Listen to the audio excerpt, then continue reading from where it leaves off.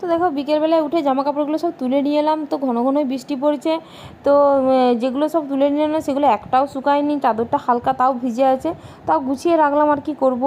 তো তারপরে দেখো চাউমিনটা আমি সকালেই সিদ্ধ করে রেখেছিলাম, তো সেটা আমি ভাজবো। তো সবজি টবজি আমি কেটে নিয়েছি, কেটে রেডি করে রেখেছিলাম। তো তারপরে দেখো এই চাউমিনটা তাড়াতাড়ি করে বিকেলবেলায় বানাচ্ছি, কারণ আমার মাকে দেবো। মা বাইরের খাবার কিছুই খায়নি, তো আমি একটু চাউমিন বানিয়ে দিলে বেশ আমার হাতে খেতে ভালোবাসে। তো চাউমিনটা এই যে বানিয়ে দিচ্ছি হালকা করে মশলাপাতি দিয়ে। তো এই যে দেখো চাউমিনটা বানানো হয়ে গেছে আমার। তারপরে এই যে গ্যাস ট্যাস মুছে নিচ্ছি একবারে। তো মুছে নিয়ে তারপর বাসন কটা আছে ধুয়ে নেবো, তারপর কিন্তু বাবাকে আমি টিফিন বাটিতে সেজে দেবো। তো বাবা অনেকক্ষণ আগে এসছে, আমি বাবাকে একটু চা করে দিলাম, চা খেয়ে বাবা বসে আছে, আর তারাও দিচ্ছে আমাকে যে তাড়াতাড়ি করে আমাকে টিফিন বাটিতে সেজে দেয়, কারণ কি সন্ধে হয়ে যাচ্ছে, সন্ধে হলে বাবার গাড়ি চালাতে একটু প্রবলেম হয়, কারণ কি চশমা পরে থাকে তো একটু প্রবলেম হয় বড় রাস্তায়। তো দেখো এই যে বাবার সব রেডি করে দিয়েছি, তো এই ব্যাগের ভিতর ভরে দিচ্ছি। তারপর আমি বাবাকে একটু আগিয়ে দিতে যাব।